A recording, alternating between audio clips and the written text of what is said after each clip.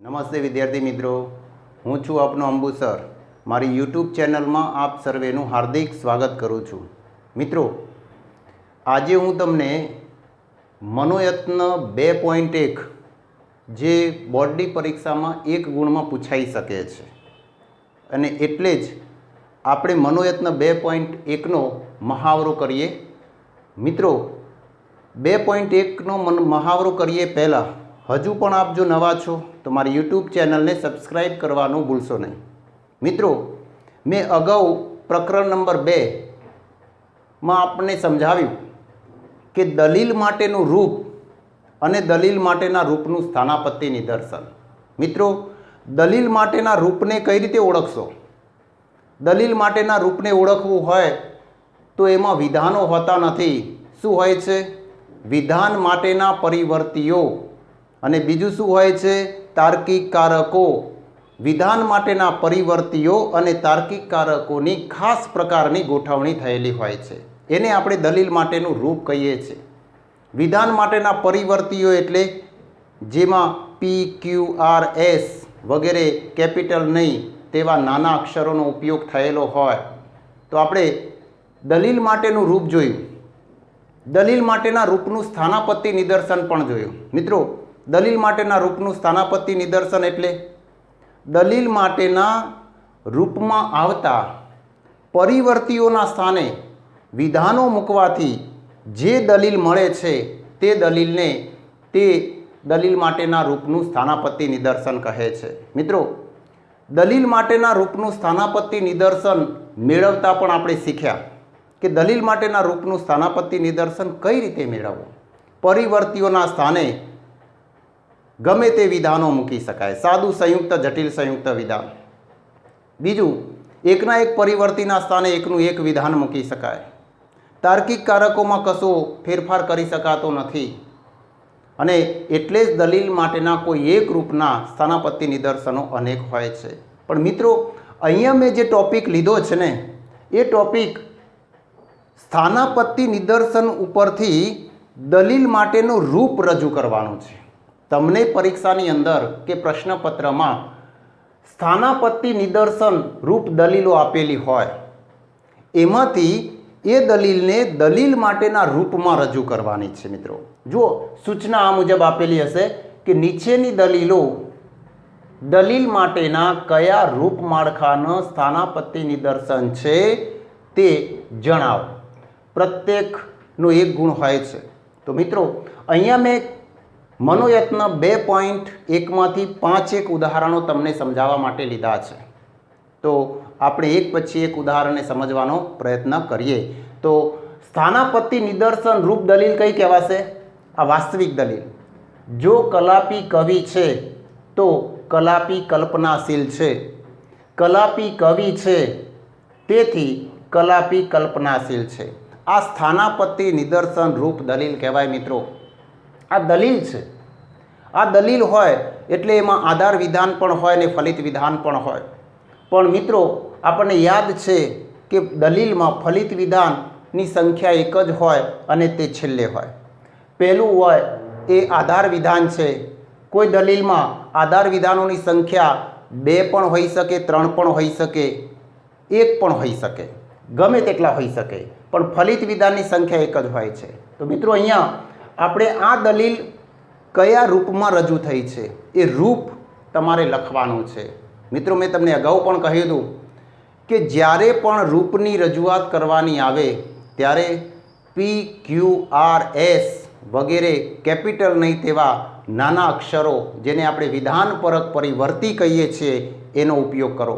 મિત્રો, જો એક જ સાદું વિધાન હોય તો તમારે પી પરિવર્તીનો ઉપયોગ કરવો. જો 2 સાદા વિધાનો હોય તો પી અને ક્યુ પરિવર્તીનો ઉપયોગ કરો.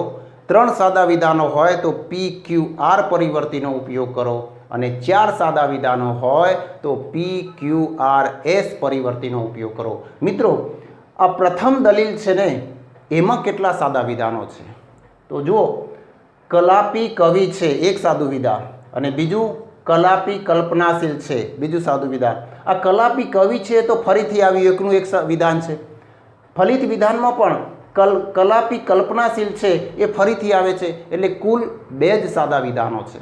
તો 2 સાદા વિધાનો માટે આપણે પ્રથમ સાદા વિધાન માટે એટલે કે કલાપી કવિ છે એના માટે પી વિધાનપરક પરિવર્તી પસંદ કરીએ અને કલાપી કલ્પનાશીલ છે માટે ક્યુ પરિવર્તી પસંદ કરી અને બંને સાદા વિધાનો જો તો કારકથી જોડાયેલા છે તો આપણે પણ જો તો શબ્દ માટે શરતી કારકનો ઉપયોગ કરીએ તો એની રૂપની રજૂઆત શું બને? જુઓ અહીંયા કલાપી કવિ છે માટે પી, જો તો માટે શરતી, કલાપી કલ્પનાશીલ છે બરાબર ક્યુ પરિવર્તી. તો એની પહેલું આધાર વિધાનની રૂપ કયું બનશે? પી શરતી ક્યુ. નંબર 2 બીજું આધાર વિધાન જુઓ કયું? કલાપી કવિ છે તો અગાઉ આપણે કયું પરિવર્તી મૂક્યો તો? પી, તો અહીંયા પી મૂકો. ફલિત વિધાન જુઓ કયું છે? કલાપી કલ્પનાશીલ છે તો એના માટે કયો પરિવર્તી મૂક્યો તો? ક્યુ, તો અહીંયા ક્યુ મૂકો. તો પી શરતી ક્યુ, પી માટે, તેથી માટે અહીંયા પ્રતીક મૂક્યું છે માટે ક્યુ. આ દલીલ માટેનું રૂપ કહેવાશે. મિત્રો આ દલીલ છે. જ્યારે અહીંયા મેં જવાબ લખ્યો છે દલીલ માટેનું રૂપ, તો અહીંયા દલીલ માટેનું રૂપ રજૂ કર્યું છે. તો જો કલાપી કવિ છે તો કલાપી કલ્પનાશીલ છે, મતલબ પી શરતી ક્યુ, કલાપી કવિ છે પી, તેથી કલાપી કલ્પનાશીલ છે માટે ક્યુ. તો આ દલીલ માટેનું રૂપ થયું. મિત્રો આવું જ બીજું ઉદાહરણ જોઈએ. જુઓ નંબર 2 જો શાળામાં વેકેશન પડે છે તો કાવ્યા નાટક જોવા જાય છે. પ્રથમ આધાર વિધાન. બીજું આધાર વિધાન શાળામાં વેકેશન પડતું નથી. ફલિત વિધાન તેથી કાવ્યા નાટક જોવા જતી નથી. મિત્રો આ દલીલ કયા રૂપમાળખામાં રજૂ થઈ છે? હવે ઝડપથી આપણે એનું રૂપમાળખું નક્કી કરીશું. તો પહેલી વાત, આમાં કેટલા સાદા વિધાનો છે? જેટલા સાદા વિધાનો હોય તેટલા પરિવર્તીઓની પસંદગી કરો. મિત્રો 2 સાદા વિધાનો છે. શાળામાં વેકેશન પડે છે એક સાદું વિધાન, કાવ્યા નાટક જોવા જાય છે બીજું સાદું વિધાન. તો 2 સાદા વિધાન માટે આપણે 2 પરિવર્તીને પસંદગી કરીશું. શાળામાં વેકેશન પડે છે બરાબર પી પરિવર્તી, કાવ્ય નાટક જોવા જાય છે બરાબર ક્યુ પરિવર્તી. બંને જો તો કારકથી જોડાયેલા છે તો શરતી પ્રતીક મૂકીશું. મિત્રો તો એની રૂપની રજૂઆત શું બનશે? જુઓ શાળામાં વેકેશન પડે છે બરાબર પી પરિવર્તી, જો તો માટે શરતી, કાવ્યા નાટક જોવા જાય છે બરાબર ક્યુ, તો પી શરતી ક્યુ. પ્રથમ આધાર વિધાન. જુઓ બીજું આધાર વિધાન જુઓ શાળામાં વેકેશન પડતું નથી. તો આપણે શાળામાં વેકેશન પડે છે બરાબર કયો પરિવર્તી લીધો? પી.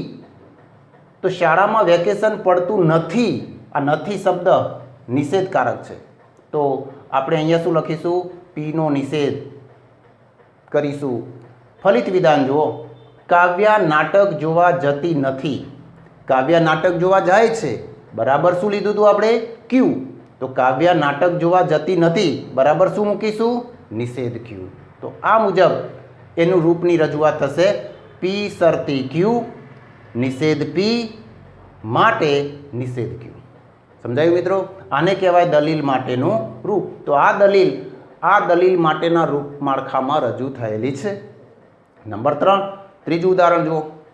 કાં તો વિદ્યાર્થી તર્કશાસ્ત્ર શીખે છે અથવા વિદ્યાર્થી ગણિત શીખે છે. વિદ્યાર્થી તર્કશાસ્ત્ર શીખે છે તેથી વિદ્યાર્થી ગણિત શીખતો નથી.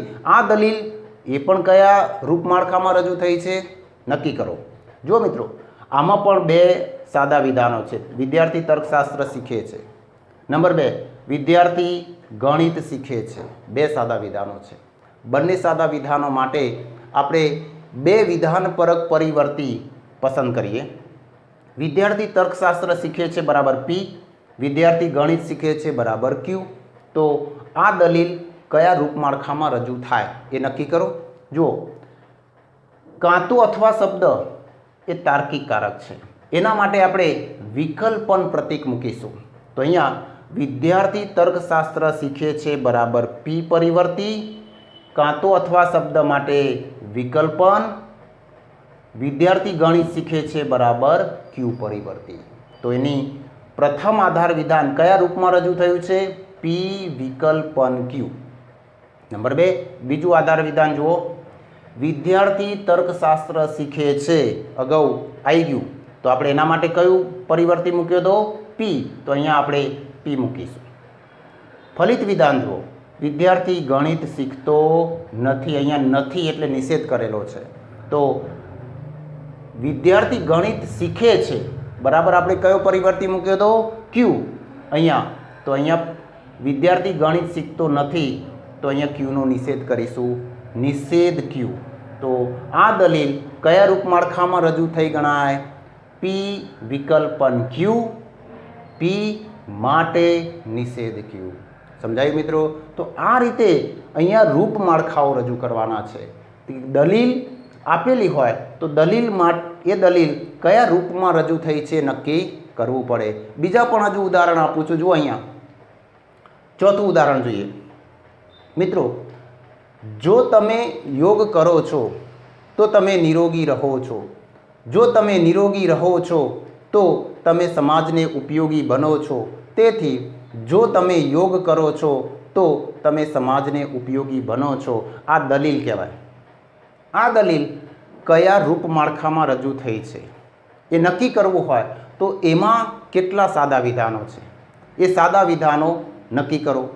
3 સાદા વિધાનો છે. જુઓ મિત્રો, તમે યોગ કરો છો એક સાદું વિધાન, તમે નિરોગી રહો છો બીજું સાદું વિધાન, અને તમે સમાજને ઉપયોગી બનો છો ત્રીજું સાદું વિધાન.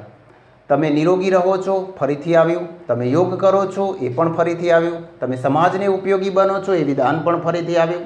તો અહીંયા કુલ 3 સાદા વિધાનો છે. તો આપણે 3 વિધાનપરક પરિવર્તી મૂકીશું. પ્રથમ સાદા વિધાન માટે એટલે કે તમે યોગ કરો છો બરાબર પી પરિવર્તી લઈએ, તમે નિરોગી રહો છો બરાબર ક્યુ પરિવર્તી લઈએ, અને સમાજને ઉપયોગી બનો છો બરાબર આર પરિવર્તી લઈએ. તો આ દલીલ કયા રૂપમાળખામાં રજૂ થાય નક્કી કરો. જુઓ, જો તો પ્રતીક અહીંયા શબ્દ છે તો જો તો માટે શરતી પ્રતીક મૂકીશું. જો યોગ કરો છો બરાબર પી વિધાનપરક પરિવર્તી, જો તો માટે શરતી પ્રતીક મૂક્યું. તમે નિરોગી રહો છો બરાબર ક્યુ પરિવર્તી. તો પ્રથમ આધાર વિધાન કયા રૂપમાં રજૂ થયું કહેવાય? પી શરતી ક્યુ.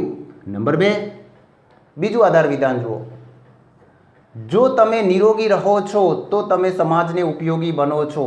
અહીંયા તમે નિરોગી રહો છો બરાબર આપણે આગળ શું કયું વિધાનપરક પરિવર્તી લીધો? ક્યુ.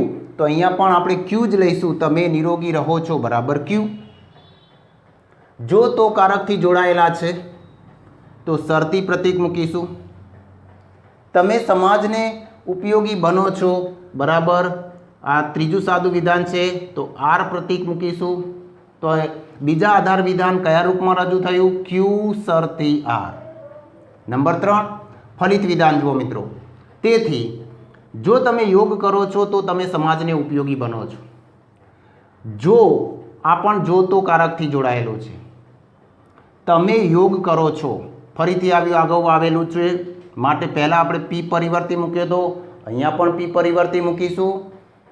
જો તો શબ્દ માટે શરતી પ્રતીક, તમે સમાજને ઉપયોગી બનો છો બરાબર અગાઉ આપણે આર મૂક્યો તો અહીંયા પણ આર મૂકીશું. તો મિત્રો આ દલીલ કયા રૂપમાળખામાં રજૂ થઈ ગણાય? જુઓ, પ્રથમ આધાર વિધાન પી શરતી ક્યુના રૂપમાં રજૂ થયું છે, બીજું આધાર વિધાન ક્યુ શરતી આરના રૂપમાં રજૂ થયું છે, અને ફલિત વિધાન પી શરતી આરના રૂપમાં રજૂ થયું છે. તો આ થયું દલીલનું રૂપ. સમજાયું મિત્રો? તો અહીંયા પાંચમી પણ એક ઉદાહરણ જોઈ લઈએ. પાંચમું ઉદાહરણ જુઓ, જો પ્રદૂષણ ઘટશે નહીં તો અહીંયા કૌંસનો ઉપયોગ કર્યો છે, ગરમીનો પ્રકોપ વધશે અને લોકો ત્રાહિમામ પોકારશે. અહીંયા પ્રથમ આધાર વિધાન છે મિત્રો આ. નંબર 2 બીજું આધાર વિધાન જુઓ, પ્રદૂષણ ઘટશે નહીં અને અહીંયા ફલિત વિધાન આપ્યું છે.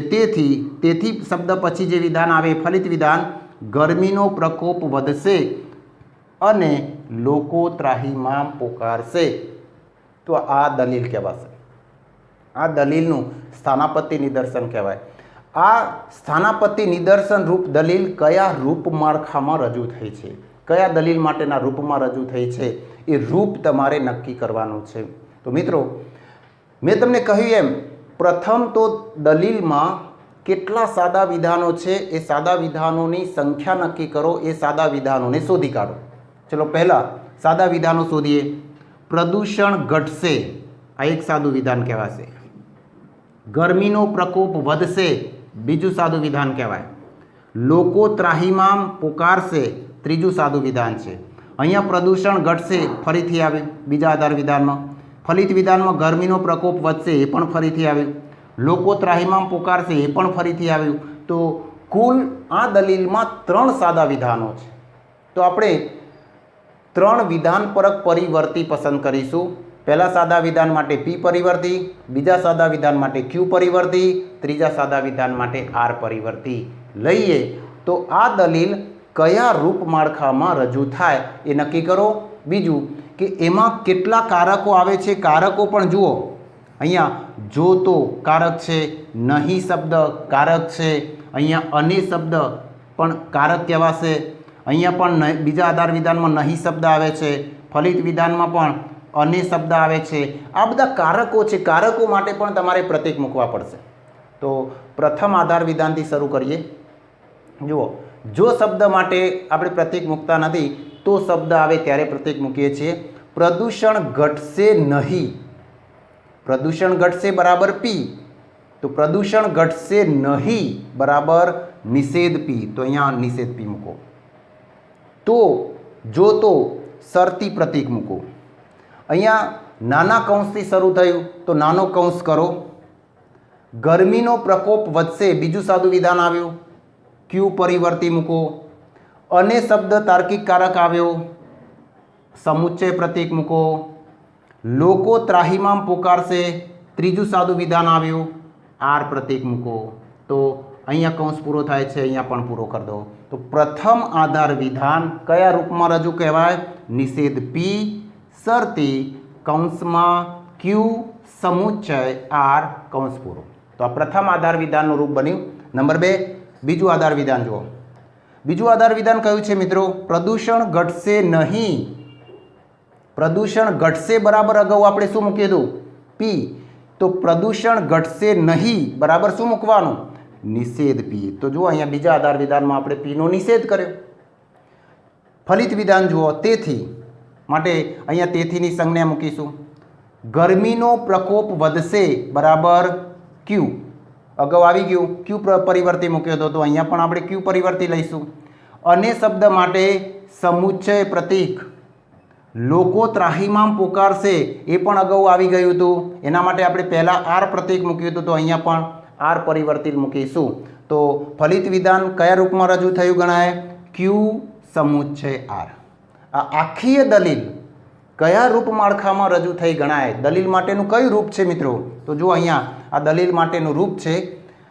જો પ્રદૂષણ ઘટશે નહીં તો ગરમીનો પ્રકોપ વધશે અને લોકો ત્રાહિમામ પુકારશે, એનો મતલબ નિષેધ P, શરતી Q, સમુચ્ચય R. બીજું આધાર વિધાન પ્રદૂષણ ઘટશે નહીં બરાબર નિષેધ P. ફલિત વિધાન ગરમીનો પ્રકોપ વધશે અને લોકો ત્રાહિમામ પુકારશે, તેથી Q સમુચ્ચય R. તો આ મુજબ દલીલ માટેનું રૂપમાં રજૂ થાય છે. તો મિત્રો અહીંયા મેં તમને 5 ઉદાહરણો સમજાયા. મનોયત્ન 2.1 ની અંદરથી જ આ 5 ઉદાહરણો લીધા છે. હજુ પણ તમને કહું છું કે તમારે જ્યારે પણ કોઈ દલીલને દલીલ માટેના રૂપમાં રજૂ કરવાનું આવે ત્યારે ખાસ યાદ રાખજો કે એમાં વિધાનપરક પરિવર્તીનો જ ઉપયોગ થાય. PQRS પરિવર્તીનો જ ઉપયોગ થાય. કેપિટલ નહીં તેવા નાના અક્ષરનો જ ઉપયોગ થાય. તો એક સાદું વિધાન માટે P, બીજા સાદા વિધાન માટે Q. જો 3 સાદા વિધાન હોય તો PQR, 4 સાદા વિધાન હોય તો PQRS પરિવર્તીનો ઉપયોગ કરવો અને તમારે દલીલના રૂપની રજૂઆત કરવી. તો મિત્રો અહીંયા તમને સમજાયું હશે કે દલીલ માટેનું રૂપ કઈ રીતે રજૂ કરવું. જો તમને આ વસ્તુ સમજાઈ હોય તો હજુ પણ તમે આમાં થોડો મહાવરો કરો. એના માટે મેં અહીંયા એક હોમવર્ક લખ્યું છે. મનોયત્ન 2.1 પૂર્ણ કરી દો. એમાં 10 આપેલા છે, મેં અહીંયા 5 સમજાવ્યા, બાકીના 5 તમે જાતે લખો અને એ પ્રત્યેકનો 1 ગુણ હોય છે, તો બોર્ડની પરીક્ષામાં તમને જો આ પ્રશ્ન પૂછાય તો તમને 1 ગુણ મળી શકે. એટલા માટે મેં આને અલગથી પ્રશ્ન તરીકે અહીંયા લીધો છે મિત્રો. તો બસ અહીંયા દલીલ માટેનું રૂપ એટલે શું અને એ દલીલ માટેનું રૂપ કઈ રીતે રજૂ કરવું, સ્થાનાપત્તિ નિદર્શનમાંથી દલીલ માટેનું રૂપ કઈ રીતે રજૂ કરવું એ સમજ્યા. તો બસ મિત્રો હવે બીજો ટોપિક લઈશું. વિદ્યાર્થી મિત્રો, મેં તમને અગાઉ મનોયત્ન 2.1માં આપણે સમજ્યા શું કે સ્થાનાપત્તિ નિદર્શન રૂપ દલીલ આપેલી હોય તો એ દલીલને દલીલ માટેના રૂપમાં કઈ રીતે રજૂ કરવી એ આપણે સમજ્યા.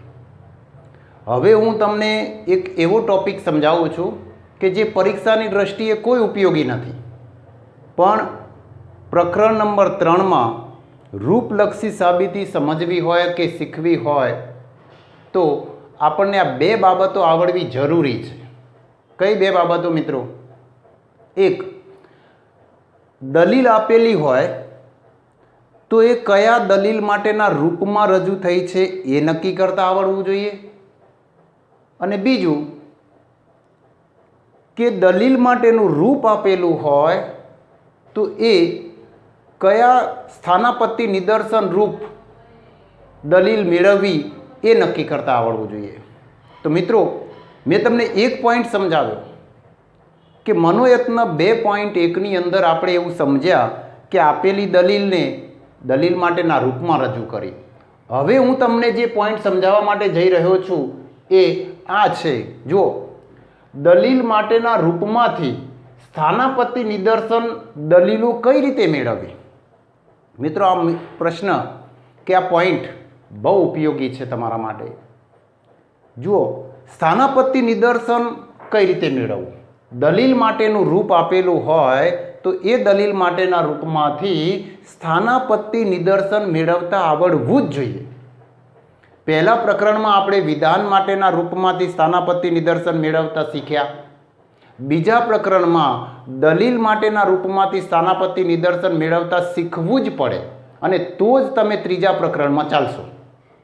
એટલા માટે મેં અહીંયા મુદ્દો લીધો છે. તો દલીલ માટેનું રૂપ મેં તમને અગાઉ પણ સમજાવ્યું કે હવે તો મિત્રો તમને દલીલ માટેના રૂપો ઓળખાવા જોઈએ. ફરીથી કહું છું કે દલીલ માટેનું રૂપને કઈ રીતે ઓળખશો? જુઓ, જેમાં વિધાનપરક પરિવર્તી અને તાર્કિક કારકો આવતા હોય એવા પ્રતીકોની ખાસ પ્રકારની ગોઠવણી હોય એને આપણે દલીલ માટેનું રૂપ કહીએ છીએ. તો આ દલીલ માટેનું રૂપ છે, કારણ કે એમાં P અને Q બંને પરિવર્તી છે, કેપિટલ નહીં તેવા નાના અક્ષરો છે, તો એ રૂપ ગણાશે. એ દલીલ માટેનું રૂપ છે. અહીંયા આ દલીલ માટેના રૂપમાંથી સ્થાનાપત્તિ નિદર્શન કઈ રીતે મેળવવું? મિત્રો મેં તમને સ્થાનાપત્તિ નિદર્શન સમજાવ્યું ત્યારે મેં તમને કેટલાક મુદ્દાઓ સ્પષ્ટ કર્યા હતા. કયા મુદ્દાઓ સ્પષ્ટ કર્યા હતા? જુઓ, પહેલી વાત કે P, Q, R, S વગેરે જે પરિવર્તીઓ આવે છે એના સ્થાને તમે કોઈ પણ સાદું સંયુક્ત જટિલ સંયુક્ત વિધાન મૂકી શકો, ગમે તે વિધાન મૂકી શકો. એક વાત યાદ રહેવી જોઈએ. બીજી વાત કે દલીલ માટેના રૂપમાં એકનો એક પરિવર્તી ગમે તેટલી વાર આવે, 2 વાર આવે, 3 વાર આવે, 4 વાર આવે, તો પણ પહેલાં તમે જે વિધાન મૂક્યું હોય એ જ વિધાન તમારે સ્થાનાપત્તિ નિદર્શનમાં પણ મૂકવું પડે. અને ત્રીજી વાત કે દલીલ માટેના રૂપમાં જે તાર્કિક કારકો આવતા હોય એ તાર્કિક કારકોમાં ફેરફાર કરી શકીએ નહીં, બદલી શકીએ નહીં. એ રીતે તમારે સ્થાનાપત્તિ નિદર્શન મેળવવાનું છે. તો મિત્રો અહીંયા હું તમને એક એવી પ્રેક્ટિસ કરાવું છું, એક એવો મહાવરો કરાવું છું, એક એવા મુદ્દાઓને સમજાવું છું કે સૌ પ્રથમ દલીલ માટેના રૂપમાં આવતા પરિવર્તીના સ્થાને આપણે સાદું વિધાન મૂકીશું અને પછી સંયુક્ત વિધાન મૂકીશું અને પછી એનું કયું સ્થાનાપત્તિ નિદર્શન મળે છે એ જરા સમજો, ધ્યાન આપવું પડશે મિત્રો. જુઓ, પહેલું ઉદાહરણ જોઈએ. પહેલું ઉદાહરણ છે દલીલ માટેનું કયું રૂપ આપ્યું છે અહીંયા? P શરતી Q, P માટે Q. જુઓ, પ્રથમ આધાર વિધાન શરતી છે આ શરતીનો પૂર્વાંક પી બીજા આધાર વિધાનમાં આપેલો છે અને આ આધાર વિધાન શરતીનો ઉતરાંક ક્યુ એ ફલિત વિધાનમાં આપેલો છે. મિત્રો, આ તો આપણને ખબર હોવી જ જોઈએ અને એ ખબર પડવી જ જોઈએ. મારે આનું સ્થાનાપત્તિ નિદર્શન મેળવવું છે. સૌ પ્રથમ હું પીના સ્થાને એ સાદું વિધાન લઉં, અહીંયા એ સાદું વિધાન લઈએ અને ક્યુના સ્થાને બી સાદું વિધાન લઈએ તો આ દલીલ માટેના રૂપનું સ્થાનાપત્તિ નિદર્શન શું બને? જુઓ, જેમ પ્રથમ આધાર વિધાન પી શરતી ક્યુ છે તો અહીંયા પીના સ્થાને એ મૂકો અને ક્યુના સ્થાને બી મૂકો. જેમ પી અને ક્યુ બંને શરતીથી જોડાયેલા છે એમ એ અને બી બંને વિધાનોને શરતીથી જોડો તો અહીંયા એ શરતી બી થાય. નંબર 2, બીજું આધાર વિધાન જુઓ. શરતીનો પૂર્વાંક પી બીજા આધાર વિધાનમાં છે તો આપણે પણ અહીંયા શરતીનો પૂર્વાંક એ અહીંયા બીજા આધાર વિધાનમાં મૂકવો પડે. એ જ હોવું જોઈએ. અગાઉ પીના સ્થાને જે વિધાન મૂક્યું હોય એ જ અહીંયા મૂકવું પડે.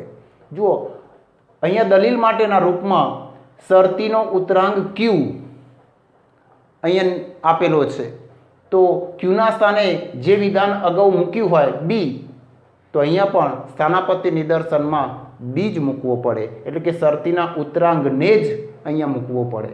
સમજાયું મિત્રો?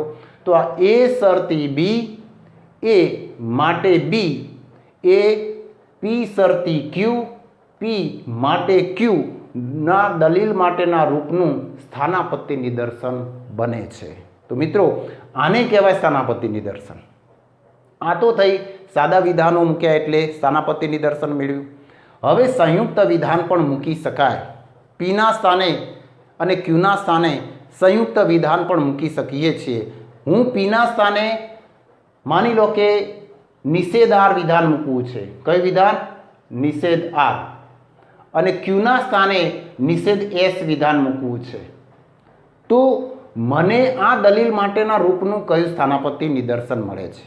મિત્રો જુઓ, પીના સ્થાને નિષેધાર, શરતી તો શરતીકારક, ક્યુના સ્થાને નિષેધ એસ તો નિષેધાર શરતી નિષેધ એસ એવું વિધાન મળે છે. અહીંયા બીજા આધાર વિધાનમાં જુઓ, પી આપેલો છે એટલે કે શરતીનો પૂર્વાંક તો અહીંયા પણ આપણે પીના સ્થાને મૂકેલું વિધાન જ મૂકીશું, નિષેધાર. ઉતરાંક અહીંયા આપેલો છે એટલે કે ફલિત વિધાનમાં આ શરતીનો ઉતરાંક છે તો આપણે પણ ફલિત વિધાનમાં આ શરતીનો ઉતરાંક કયો છે? નિષેધ એસ. તો અહીંયા નિષેધ એસ મૂકીશું. તો આ થયું નિષેધાર શરતી નિષેધ એસ, નિષેધાર માટે નિષેધ એસ તે પી શરતી ક્યુ પી માટે ક્યુનું સ્થાનાપત્તિ નિદર્શન બને છે. મિત્રો, ત્રીજું ઉદાહરણ આપું. જો અહીંયા મારે પીના સ્થાને જે સમુચ્ચય કે વિધાન મૂકવું છે, સંયુક્ત વિધાન, અને ક્યુના સ્થાને એમ વિકલ્પન એન વિધાન મૂકવું છે.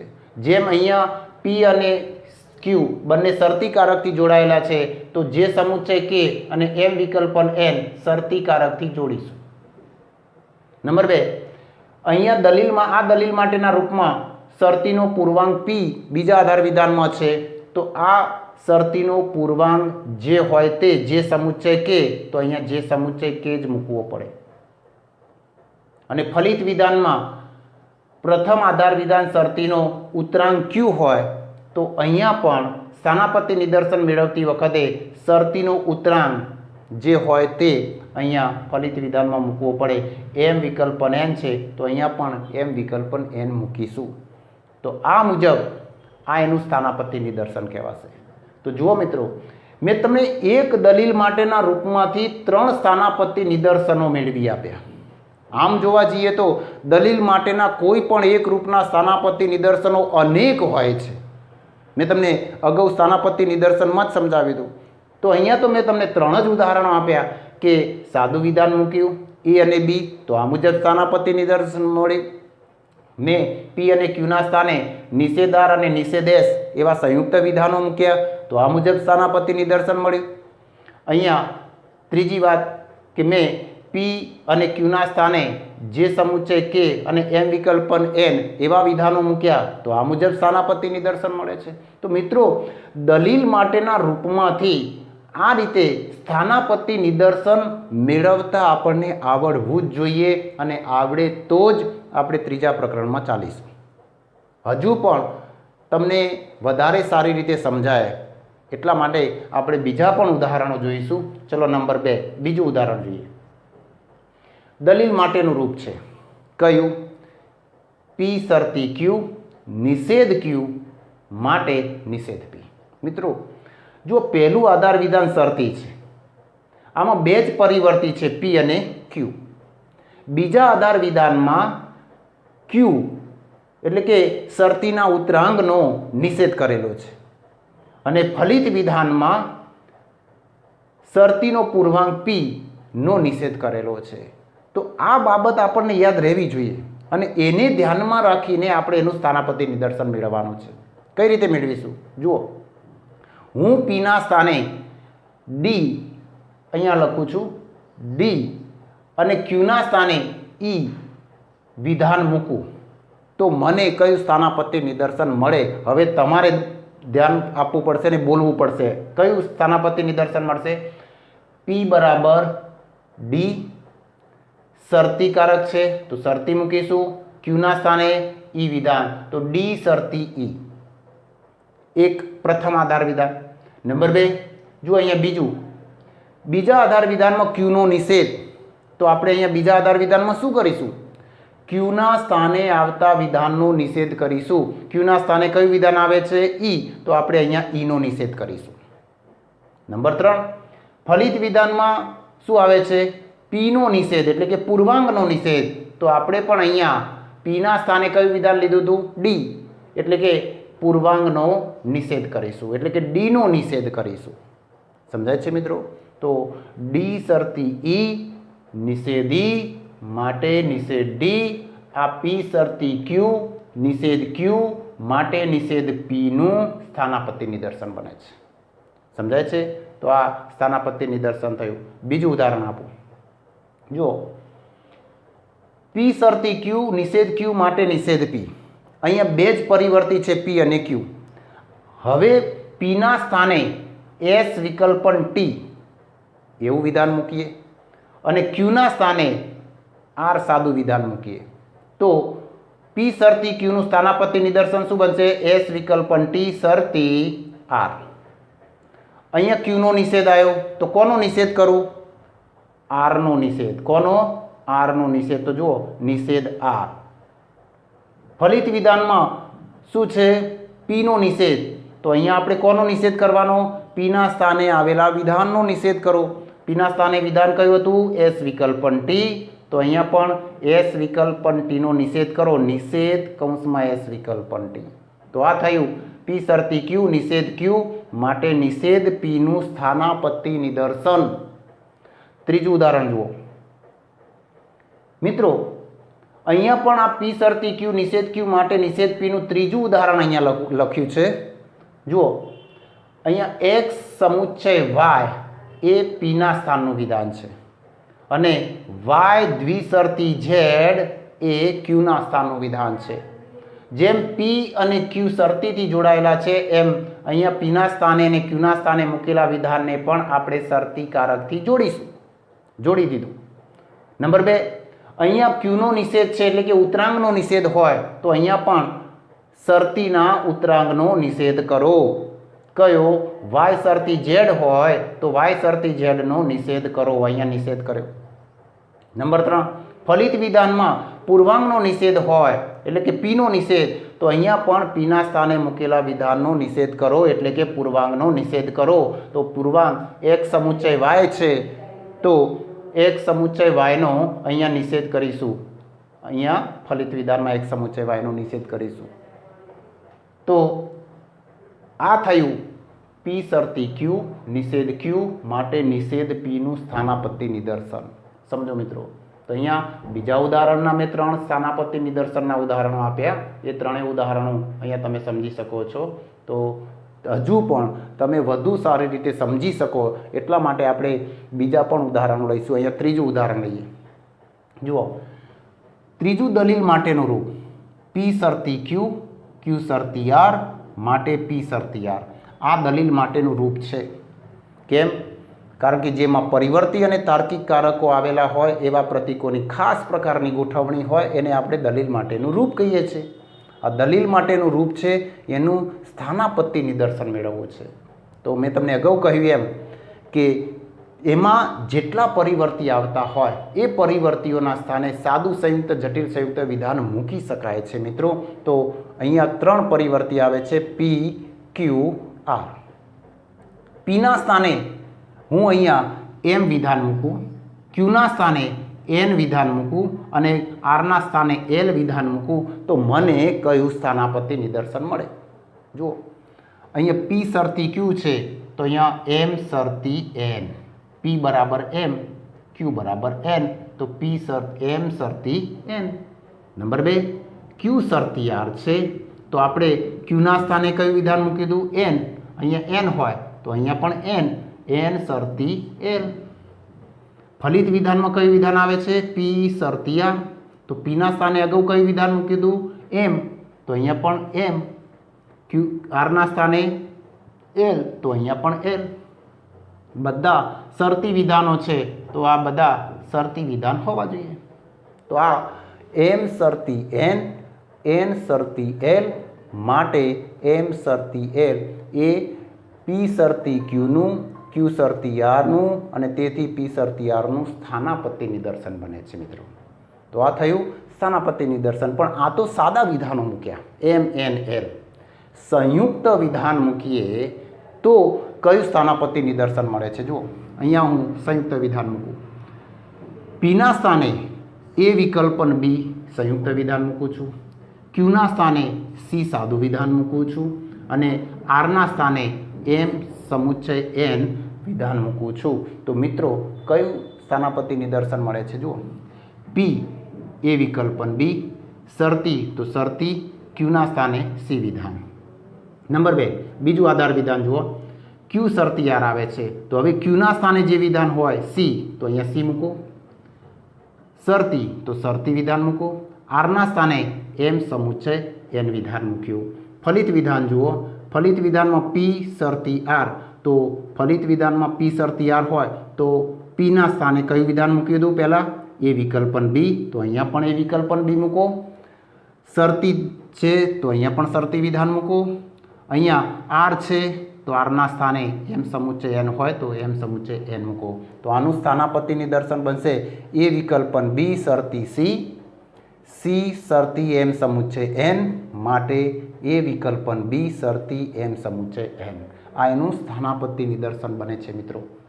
ત્રીજું ઉદાહરણ આપું, આ દલીલ માટેના રૂપનું ત્રીજું સ્થાનાપત્તિ નિદર્શન કઈ રીતે મેળવવું? જુઓ અહીંયા હું પી, ક્યુ, આર 3 પરિવર્તી છે તો આપણે 3 સાદા વિધાનો મૂકીશું.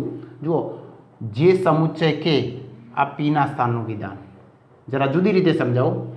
અહીંયા ટી સમુચ્ચય ડબલ્યુ આ ક્યુના સ્થાને મૂકેલું વિધાન છે અને એમ દ્વિશરતી આર એન એ આરના સ્થાને મૂકેલું વિધાન છે.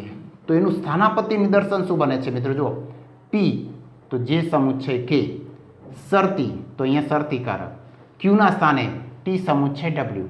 જો અહીંયા હવે ક્યુ ફરીથી આવ્યું તો આ ધ્યાન રાખજો કે અહીંયા ક્યુના સ્થાને જે વિધાન હોય એ જ અહીંયા મૂકવું પડે, આ ક્યુના સ્થાનનું વિધાન. ત્યાર પછી અહીંયા આર વિધાન આવે છે તો અહીંયા આરના સ્થાનનું વિધાન એમ દ્વિશરતી એલ. ફલિત વિધાનમાં પી આવે છે તો અહીંયા પીના સ્થાને જે વિધાન હોય તે મૂકી દો અને શરતી તો શરતીકારક, આરના સ્થાન તો આરના સ્થાને જે વિધાન હોય અહીંયા આર હતું, અહીં આરના સ્થાનનું વિધાન છે તો આરના સ્થાનનું વિધાન મૂકી દો એમ દ્વિશરતી એન. તો આ કહેવાશે પી શરતી ક્યુ, ક્યુ શરતી આર માટે પી શરતી આરનું સ્થાનાપત્તિ નિદર્શન. મિત્રો ફરીથી કહું છું કે આ સ્થાનાપત્તિ નિદર્શન આ મુજબ પણ તમે ગોઠવી શકો છો અને એ રીતે સમજી શકો છો. ત્યાર પછી ચોથું ઉદાહરણ, ચોથા ઉદાહરણને જુઓ. દલીલ માટેનું રૂપ છે એ દલીલ માટેનું રૂપ પી સમુચ્ચય ક્યુ માટે પી. આ પી સમુચ્ચય ક્યુ માટે પી એ દલીલ માટેનું રૂપ છે. એમાંથી આપણે સ્થાનાપત્તિ નિદર્શન મેળવીએ. જુઓ અહીંયા પીના સ્થાને હું કેપિટલ પી અને ક્યુના સ્થાને હું કેપિટલ ક્યુ મૂક્યો છે મિત્રો. આ બંનેમાં ફરક છે. તો પી બરાબર અહીંયા સાદું વિધાન પી અને આ ક્યુ બરાબર અહીંયા સાદું વિધાન ક્યુ, બંને સમુચ્ચયથી જોડાયેલા છે તો આ બંનેને પણ આપણે સમુચ્ચયથી જોડી દીધા. ફલિત વિધાનમાં સમુચ્ચયનો પહેલો સમુચ્ચિત પી અહીંયા આવે છે તો અહીંયા પણ સમુચ્ચયનો પહેલો સમુચ્ચિત પીને જ નિષ્પન્ન કરો, અહીંયા ફલિત વિધાન બનાવો. તો આ એનું સ્થાનાપત્તિ નિદર્શન બન્યું. ત્યાર પછી નંબર 2, પી સમુચ્ચય ક્યુનું બીજું અહીંયા સ્થાનાપત્તિ નિદર્શન જુઓ. પીના સ્થાને મેં અહીંયા ડી શરતી ઈ વિધાન મૂક્યું અને ક્યુના સ્થાને નિષેધ એફ વિધાન લઉં. જેમ આ બંને સમુચ્ચયથી જોડાયેલા છે તો આ બંને વિધાનો એટલે કે પી અને ક્યુના સ્થાનના વિધાનોને પણ સમુચ્ચયથી જોડો. તો શું બનશે? ડી શરતી ઈ સમુચ્ચય નિષેધ એફ. ત્યાર પછી ફલિત વિધાનમાં અહીંયા કયું વિધાન આવે છે? પી પહેલો સમુચ્ચયનો પહેલો સમુચ્ચિત, તો આ સમુચ્ચયનો પહેલો સમુચ્ચિત ડી શરતી ઈને અહીંયા નીચે લાવો, ફલિત વિધાન બનાવો. ખ્યાલ આવ્યો? તો આ પી સમુચ્ચય ક્યુ માટે પીનું સ્થાનાપત્તિ નિદર્શન બને છે. ત્રીજું ઉદાહરણ જુઓ. પી સમુચ્ચય ક્યુ, પીના સ્થાને હું એ વિકલ્પન બી શરતી સી વિધાન મૂકું છું, ક્યુના સ્થાને આર વિકલ્પન એસ વિધાન મૂકું છું. તો જેમ આ બંને સમુચ્ચયથી જોડાયેલા છે તો આ બંને વિધાનોને પણ સમુચ્ચયથી જોડીએ છીએ. તો આ મુજબ એનું વિધાન બનશે. અને ફલિત વિધાનમાં પી આવે છે આ દલીલ માટેના રૂપમાં, તો અહીંયા પણ સમુચ્ચયનો પહેલો સમુચ્ચિત પીના સ્થાનનું વિધાન અહીંયા મૂકીશું, એ વિકલ્પન બી શરતી સીને. ત્યાર પછી છેલ્લું ઉદાહરણ અને પાંચમું ઉદાહરણ લઈએ કે દલીલ માટેનું રૂપ અહીંયા લખ્યું છે પી માટે પી વિકલ્પન ક્યુ. મિત્રો અહીંયા પણ બે જ પરિવર્તી છે પી અને ક્યુ. મેં અહીંયા પીના સ્થાને જે વિધાન અને ક્યુના સ્થાને કે વિધાન મૂકીએ તો એનું સ્થાનાપત્તિ નિદર્શન શું પડશે? જુઓ, એક જ આધાર વિધાન છે પી, તો પીના સ્થાને આપણે જે વિધાન મૂક્યું. ફલિત વિધાનમાં પી વિકલ્પન ક્યુ છે તો અહીંયા પીના સ્થાને જે વિધાન હોય તો જે, વિકલ્પન વિધાન હોય તો વિકલ્પન, અને ક્યુના સ્થાને કે વિધાન મૂક્યું તો અહીંયા કે. એમ કરીને આ મુજબ જે માટે જે વિકલ્પન કે એ પી માટે પી વિકલ્પન કેનું સ્થાનાપત્તિ નિદર્શન બને છે. બીજું ઉદાહરણ જુઓ. પીના સ્થાને એમ સમુચ્ચય એન સંયુક્ત વિધાન મૂકું છું તો મૂકી શકાય. અહીંયા ફલિત વિધાનમાં પીના સ્થાને એમ સમુચ્ચય એન જ આવશે, વિકલ્પન તો વિકલ્પન, ક્યુના સ્થાને તમે ગમે તે વિધાન મૂકી શકો છો, નિષેધ એલ, અહીંયા નિષેધ એલ મૂક્યું છે. તો અહીંયા પીના સ્થાને એમ સમુચ્ચય એન અને ક્યુના સ્થાને નિષેધ એલ વિધાન લઈએ તો આ મુજબ એનું સ્થાનાપત્તિ નિદર્શન મળે છે મિત્રો. અને લાસ્ટ છેલ્લી વાત કે પી માટે પી વિકલ્પન ક્યુનું સ્થાનાપત્તિ નિદર્શન મૂકીએ તો કઈ રીતે મળે છે? જુઓ, પીના સ્થાને એ વિકલ્પન બી શરતી સી આવું જટિલ સંયુક્ત વિધાન મૂક્યું. જુઓ, પીના સ્થાને એ વિકલ્પન બી શરતી સી જટિલ સંયુક્ત વિધાન પણ મૂકી શકાય. ફલિત વિધાનમાં પી વિકલ્પન ક્યુ છે તો પી વિકલ્પન ક્યુમાં પીના સ્થાને અગાઉ પીના સ્થાને કયું વિધાન મૂકી દીધું? એ વિકલ્પન બી શરતી સી. ત્યાર પછી વિકલ્પન તો અહીંયા વિકલ્પન મૂક્યું અને હવે ક્યુના સ્થાને વિધાન તમે ગમે તે મૂકી શકો છો, બીજું સાદું કે સંયુક્ત કે જટિલ સંયુક્ત. તો અહીંયા મેં એસ સમુચ્ચય ટી મૂક્યું છે. તો આ એનું પી માટે પી વિકલ્પન ક્યુનું સ્થાનાપત્તિ નિદર્શન બને છે. તો મિત્રો અહીંયા મેં તમને દલીલ માટેના રૂપમાંથી સ્થાનાપત્તિ નિદર્શન કઈ રીતે મેળવવું એ સમજાયું. મિત્રો હજુ પણ કહું છું કે આ પ્રશ્ન બોર્ડની પરીક્ષા માટે ઇમ્પોર્ટન્ટ નથી, પણ તમને ત્રીજા પ્રકરણ માટે બહુ જ ઉપયોગી બને છે. તમને દલીલ માટેના રૂપમાંથી સ્થાનાપત્તિ નિદર્શન મેળવતા આવડવું જ જોઈએ.